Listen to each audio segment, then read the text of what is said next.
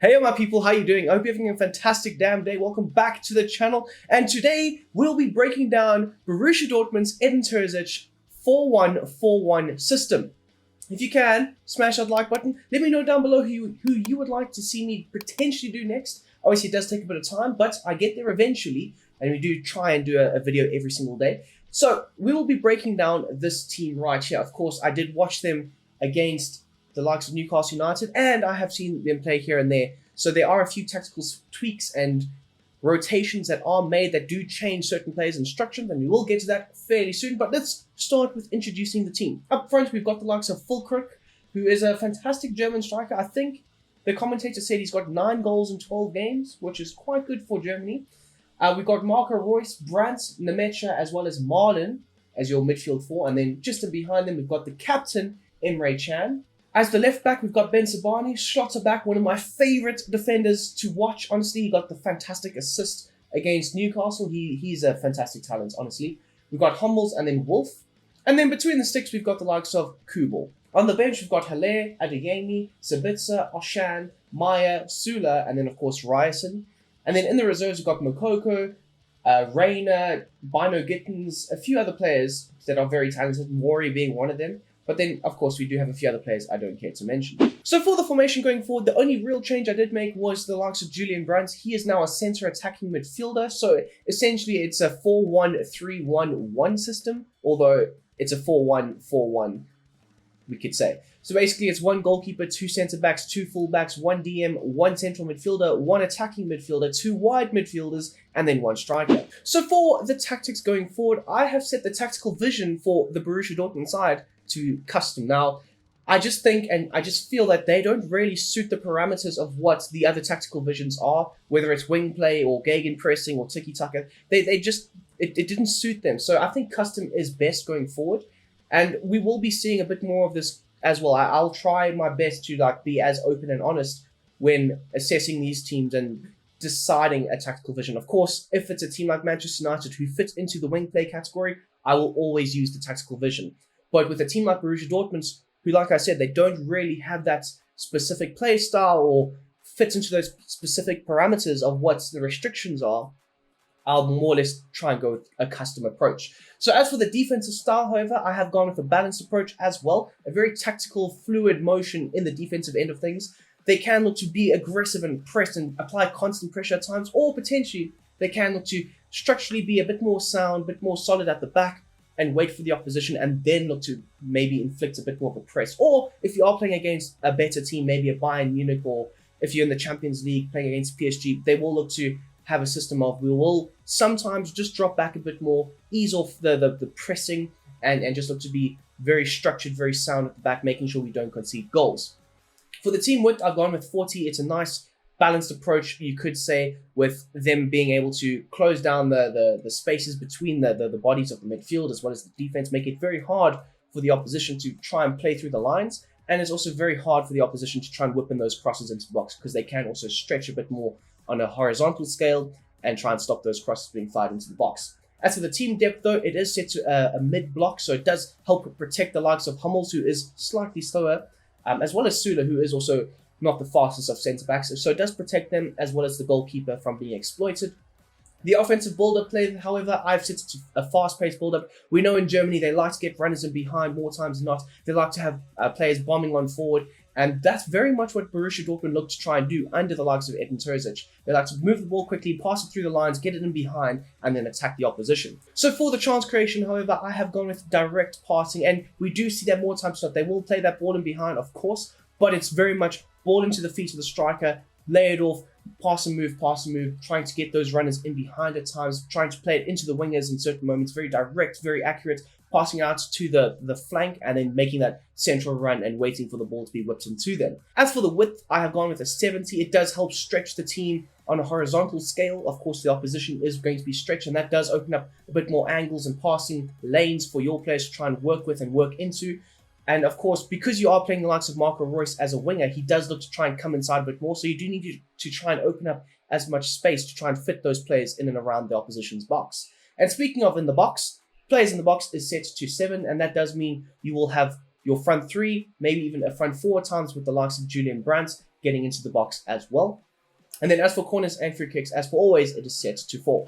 So for the instructions going forward, we'll start off with the goalkeeper. I've set both of the instructions to balanced because he does have a very balanced approach. He's not going to make those runs off of his line and make saves outside of the box or claim the ball and rotate it back into possession all the time. He can definitely do it, but for one, you are playing a mid-block, so your centre-backs will be in pole position to reclaim the ball. And two, he more times than not will look to stay on his line and make those saves. So you don't really want him adventuring too far outside of the box. And as for saving on crosses, he can, of course, claim those aerial balls, but he's not aggressive and imposing on the opposition when it comes to it. So he will sometimes look to punch the ball away. So that's why I've gone with a very balanced approach for the saving on crosses. Now, moving on into our defense, we've got the likes of Hummels, who is set to his base set of instructions. He will be the more structured and rigid centre-back of the two, whereas the likes of Nico Schlotterbeck, he is set to join the attack as well as step up. Now, you want him to be a bit more involved in the attacking outlet if need be. We did see against the likes of Newcastle United, he made a fantastic tackle, progressed the ball forward, played as the left winger, and then provided a cutback for Felix Nemecha to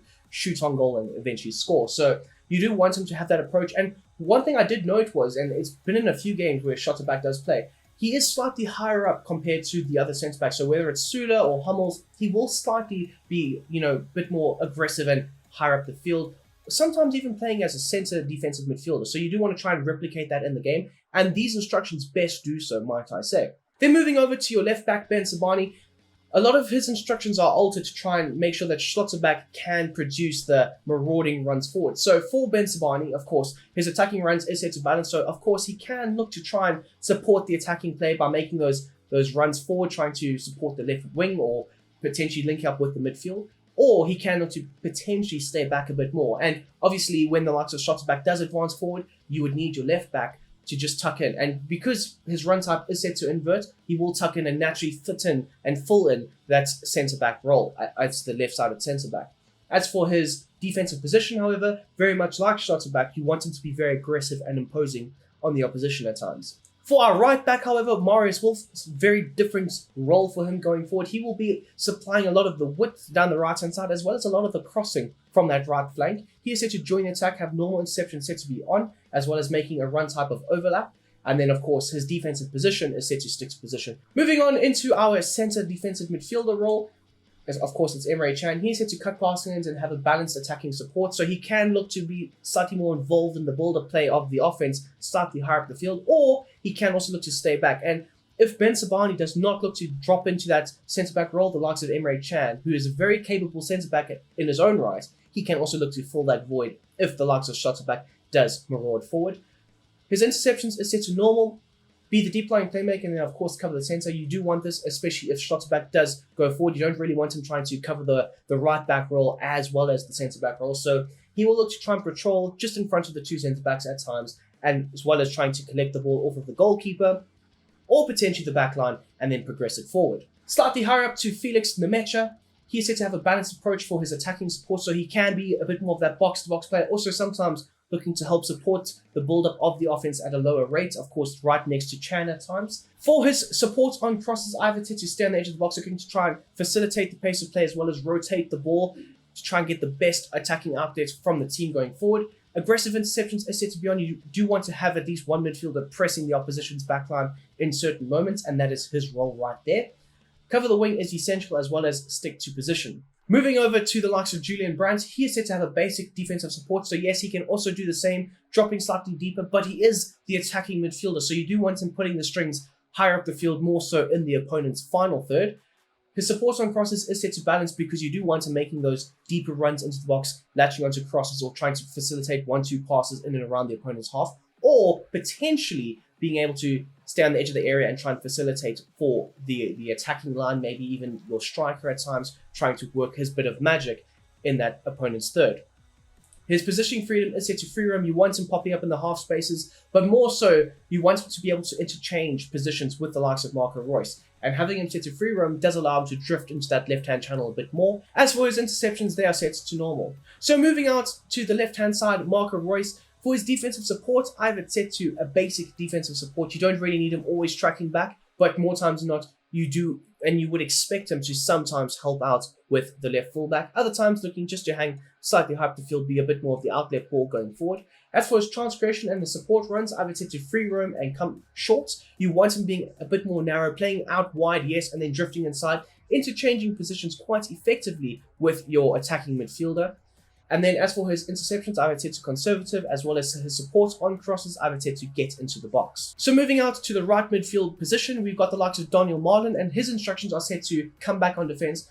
For his chance creation, I would say to a balance width, so sometimes looking to have a bit more of a free roll, other times looking to provide a bit more width down the right-hand side, or potentially allowing him to cut inside and create shot opportunities for himself.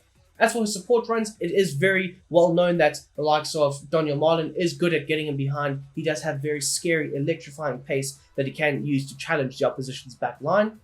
His interceptions is set to aggressive, and of course you want him making those arcing runs into the box for those crosses. As for your striker, Fulkrug, he is set to having a balanced width, so he will look to make those back post runs or potentially the near post runs at times, having a very fluid motion in that front line. His attacking runs are set to target man. You do want to whip the ball into him, have him hold it up, hold off the opposition's backline, and then bring other players into the attacking play or the attacking phase in and around him. His interceptions are set to normal, as well as his defensive support is set to the basic support. So sometimes he can look to drop off the backline quite effectively, being a bit more involved in the build-up play going forward, or potentially he can look to be the outlet ball as well. So guys, if you do make rotations to your team and the likes of Sula, Adeyemi, as well as Haller come into the team, they do have differing instructions compared to the players that they've replaced. So we'll start off with the right back. Sula, he's set to stay back while attacking, and of course his run type will be set to inverted. So he will naturally take up a centre back role, even though he's in that right back position. And then as for his defensive position, it is set to stick to position. Moving out to our left midfielder role, very different to what Marco Reus uses or has for his instructions, but Adeyemi will be a bit more of a inside forward, you could say, off that left flank. But he is set to stay forward, being the outlet ball sometimes. His chance creation, I would set to a balanced width, so sometimes he can look to hold the width in the team on that left-hand side. Other times he will look to cut inside and open up that left channel for the likes of Brandt to work into, of course. And then, of course, his support runs is set to getting him behind. He's very good, very quick with trying to challenge the back line of the opposition with those runs in behind them, trying to always keep them honest and on their toes with those runs in behind. His interceptions is set to aggressive, and this is because he does have a very aggressive mentality when it comes to the opposition at times. And then as for his support on crosses, either set to getting into the box, you do want to making those advancing runs into the opponent's third, attacking those crosses that are whipped into that area. And then finally, we've got the likes of Sebastian Haller. I would probably describe him as having a few more strings to his bow, and you do want to try and get the best out of him. So for his support runs, it's also set to a balanced width, making those runs to the back post or the near post, drifting in and out of the box at times. But for his attacking runs, mixed attack best gets the best out of him. I think having him be the target man, of course, he is very capable of doing so, but at the same time, he does have electrifying pace to make those runs in behind the opposition's defense. For his interceptions, you want him leading the line with the press, so he will be a bit more imposing and aggressive in that situation. And then as for his defensive support, he will also look to be a bit more of an outlet ball, using his pace to try and threaten the opposition's back line at times. So yes, my people, that is my version of Borussia Dortmund's 4-1-4-1 formation, their tactics under Edin Terzic. If you have enjoyed this video, please smash that like button, subscribe, that would be fantastic, hit the bell notifications, and might I say, the episodes of the career mode that we have coming out tomorrow and Sunday are fantastic. We're almost finished with season number 1, so stay tuned for that. And most importantly, I hope you guys have a fantastic damn day. I'm out.